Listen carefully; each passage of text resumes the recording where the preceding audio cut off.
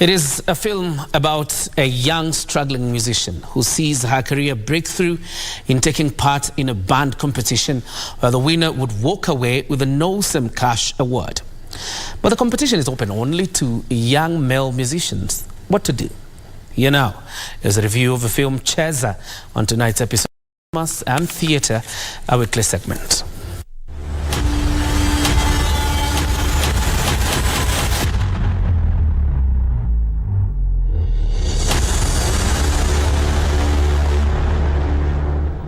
The film Cheza follows Kana, a young struggling musician who sees her career breakthrough in music in a band competition where winners would walk away with cash awards. However, there was one glaring hurdle. The competition was exclusively open for young male musicians. In the long run, there's a competition that came that needed musicians to be in a band and have an idea. So she had an idea that could work for the competition, but the moment she told it to her crush, the guy decided to steal her idea and go to the competition. So as a way for her to go to the competition, she decides to disguise herself as a guy and ends up joining the band, and eventually she finds herself in the competition.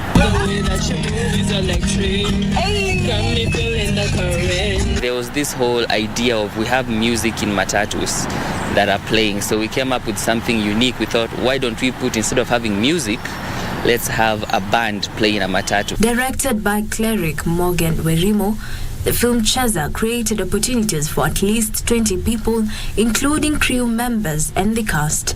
The lead role is played by Sheila Okach. In Cheza, we actually co-directed. I had another director who mostly dealt with the musical element because she's a musician and all.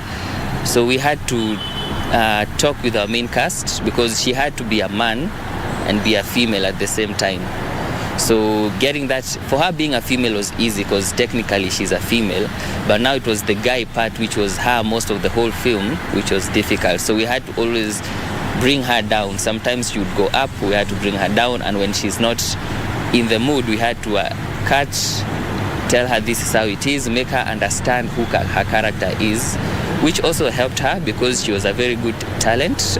She took instructions very easily. Werimo notes shooting beat of the film was however not easy, despite the film getting a good reception from the audience and eventually taking home an award during the 12th edition of the Kalasha Awards. Most of the time it was raining, and you find that it was a bit tricky because, one, you are dealing with the rain.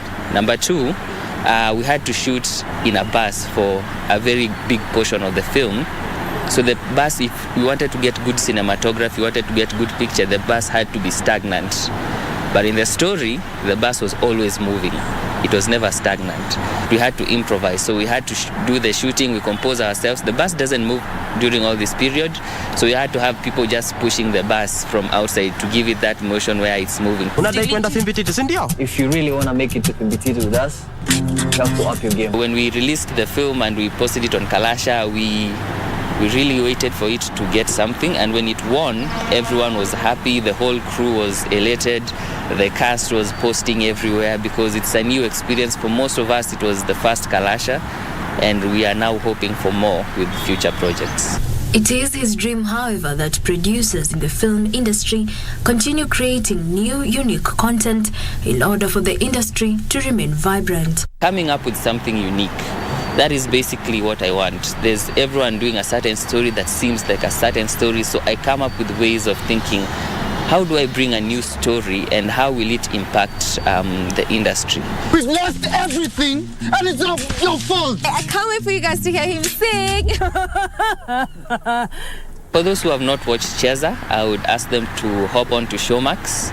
Just type Cheza and it will come up and you can watch Cheza and you can enjoy it for yourself. I'm not gonna otherwise. So what is it going to be for Joka? Fimbititi or not?